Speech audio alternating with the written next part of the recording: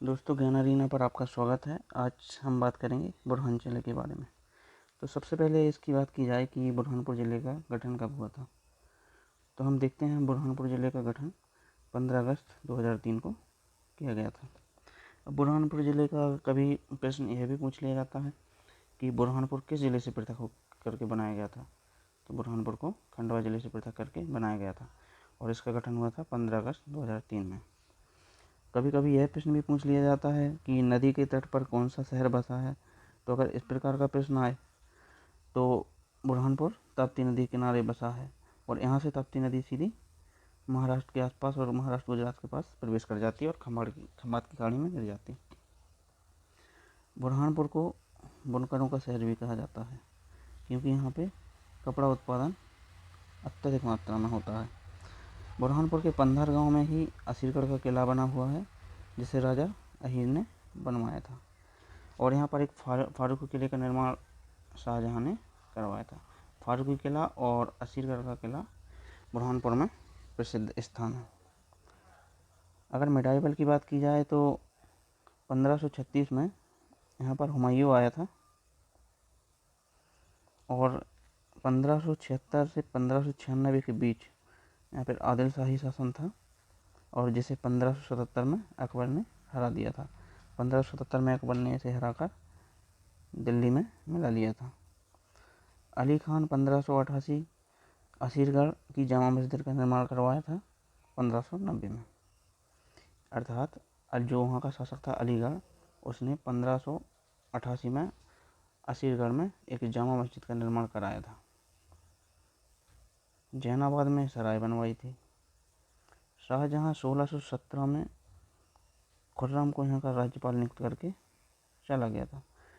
यहीं पर मुमताज़ की कब्र थी जो कि जौनाबाद में थी। यह जौनाबाद ताप्ती नदी के किनारे बसा हुआ है।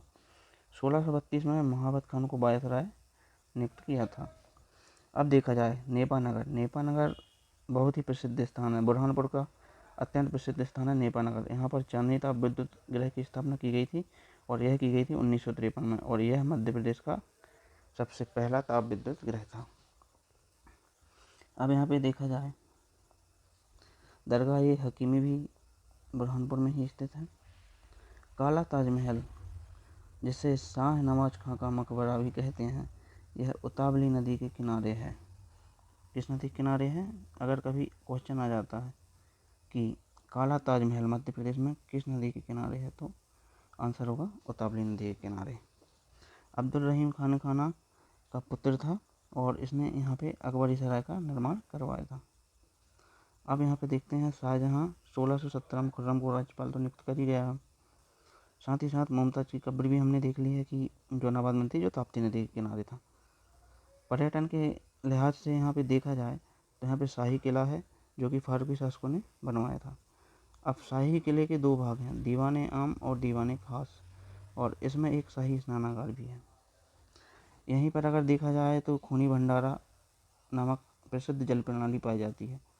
अब खूनी भंडारा नाम से तो इस प्रकार लग रहा है कि जैसे यहाँ पे कोई युद्ध हुआ हो या कोई बड़ी घटना हुई हो, लेकिन तो यह वास्तव में जल प्रणाली है। खूनी भंडारा एक जल प्रणाली है।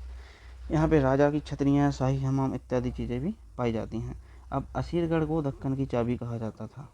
असीरगढ़ को उस समय दक्कन की चाबी कहा जाता था क्योंकि अगर किसी को दक्षिण में प्रवेश करना है, अर्थात दक्षिण राज्यों पर अगर किसी को विजय पानी है, तो उसको बुरहानपुर पर विजय पानी अत्यधिक आवश्यकता थी, इसलिए इसे दक्कन की चाबी कहा जाता है।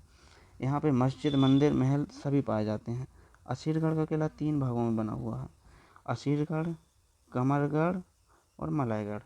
तो दोस्तों, ये थे बुरहानपुर से संबंधित कुछ महत्वपूर्ण तथ्य जो कि आपसे आने वाली परीक्षाओं में पूछे जा सकते हैं। अगर आपको वीडियो अच्छा लगा हो तो बिल्कुल कमेंट सेक्शन में करिएगा।